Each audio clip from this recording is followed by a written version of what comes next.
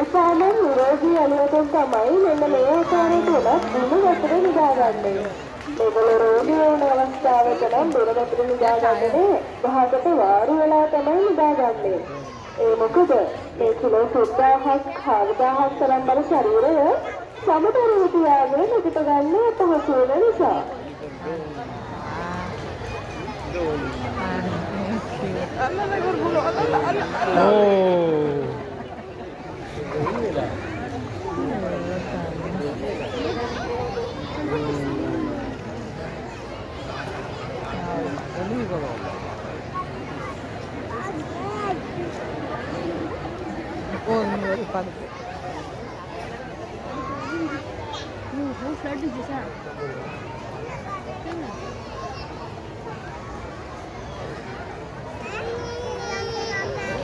ඉතින් මේ අපේ මාධවී අලියාලෝ දැන් තියන්නේ ආතරංචුවේ ඉන්න සමාජිකයන්ගේ ආරක්ෂාව පිළිබඳව සොයා බලන ආකාරය. අලියා කියලා කියන්නේ රංචු වශයෙන් ජීවත් වන සත්ත්ව කොට්ටාශයක්. මේගොල්ලෝගේ මේ රංචුව මාත්‍රම් දෝල කරනවා. මේ සේකලිස් කන්නේ.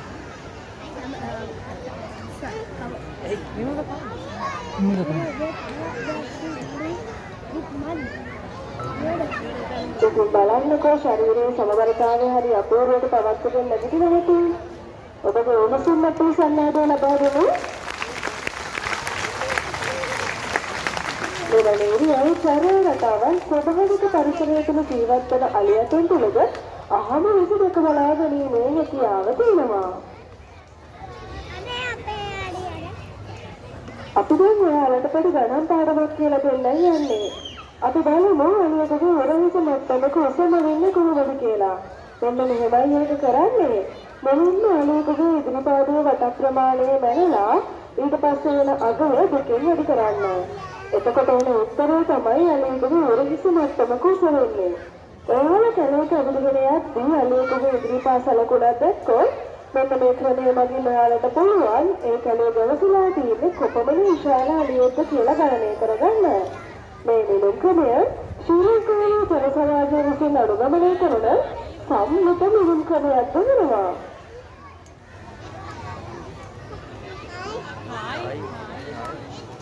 අපේ ලංකාවේ අරමුණ අලුව කියලා කියන්නේ අරෝගුදුක සතෙක් නෙවෙයිනේ. ඈත අතීතයේ ඉඳලා රජතුමාගේ මංගල හස්තිය විදිහට පෙරහැර ගමන්වලට වගේම බර උසුලගෙන යන්නත් භාවිතා කරලා තියෙනවා. අලුතෙන් ආපු යන්ත්‍ර නිසා මොවුන්ගේ මේ දේවල් කරගන්න එක අඩු වුණත් තායිලන්තයේ වගේ රටවල් වල තවමත් මේ දේවල් දැක බලා ගැනීමේ හැකියාව තියෙනවා.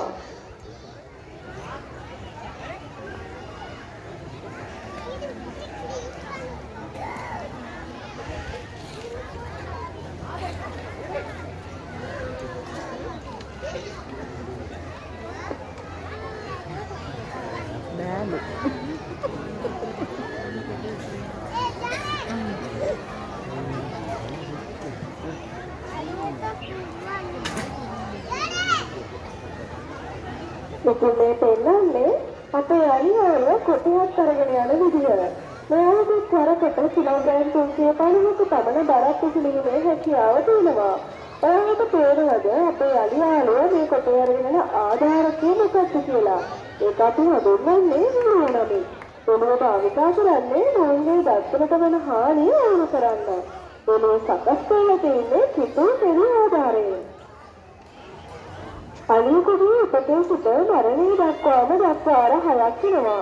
මේ මොඩහනේ දෙවනි දත්තුගලය වන කුම්පක දත්තුගලය විකසනය වෙලා තමයි දල බවට පත් වෙලා තියෙන්නේ.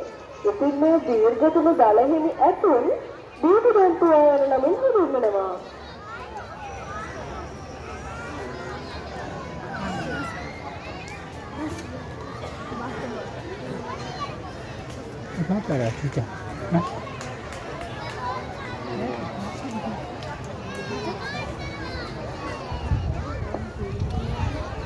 අපේ පුංචි දුවලා පුතාලා වොලිබෝල්, නෙට්බෝල්, බාස්කට්බෝල් වගේ විවිධ ක්‍රීඩා කරලා තියෙනව නේද?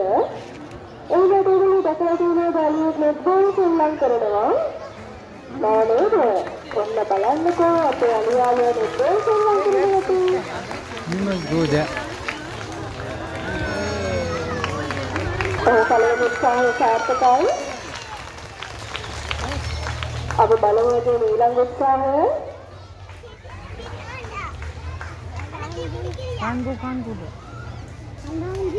You can't see him. ඔබගේ උණුසුම් මට්ටම සන්නාදකින් අපි ආව දිරිමත් කරමු.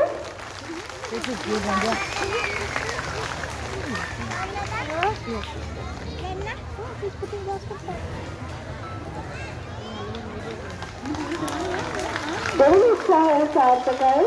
ඉතාමත් දක්ෂ ලෙස පන්දු යොමු කරනවා. අපි බලමු ඊළඟ උත්සාහය.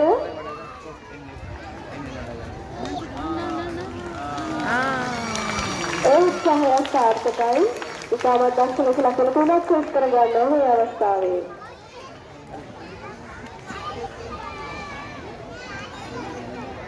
අපිත් ආහාර ගන්නවනේ. ඉතින් මේ පෙන්නන්න සූදානම් වෙන්නේ අපේ අලියාලා කොහොමද ආහාර ගන්න කියලා. ජාතික සත්වෝද්‍යාන දෙපාර්තමේන්තුවෙන් දිනකට අලියෙකුට කිලෝග්‍රෑම් 250ක පමණ ආහාර ප්‍රමාණයක් ලබා දෙනවා. ඒ ආහාර වලට පොල්ලතු, කිතුල්ලතු, කොස්කොළ, එළවලු වර්ග, පළතුරු වර්ග සහ ධාන්‍ය වර්ග අන්තර්ගත වෙනවා. ඉතින් ඔබට තේරෙනවද අලියාගේ මේ හොඳය? මොහොතේ ශරීරයේ තියෙන සංශෝධන අංගයක් විදිහට මේ හොඬවැල හඳුන්වන්න පුළුවන්. මේ හොඬවැලේ ක්‍රියාකාරීත්වයට මාංශ පේශී ලක්ෂයක් පමණ දායක වෙනවා. ඒ වගේම තමයි මේ හොඬවැල නිර්මාණය වෙලා තියෙන්නේ උඩුකලත් නාසයත් එකට එකතු වීම තුලින්.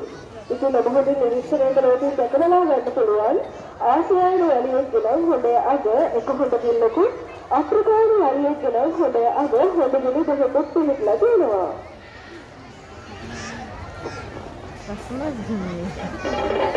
ශ්‍රී ලංකාවේ උදේ නතර සම්ප්‍රදාය ගණන් 18ක් තියෙනවා. ඉන්න එකක් තමයි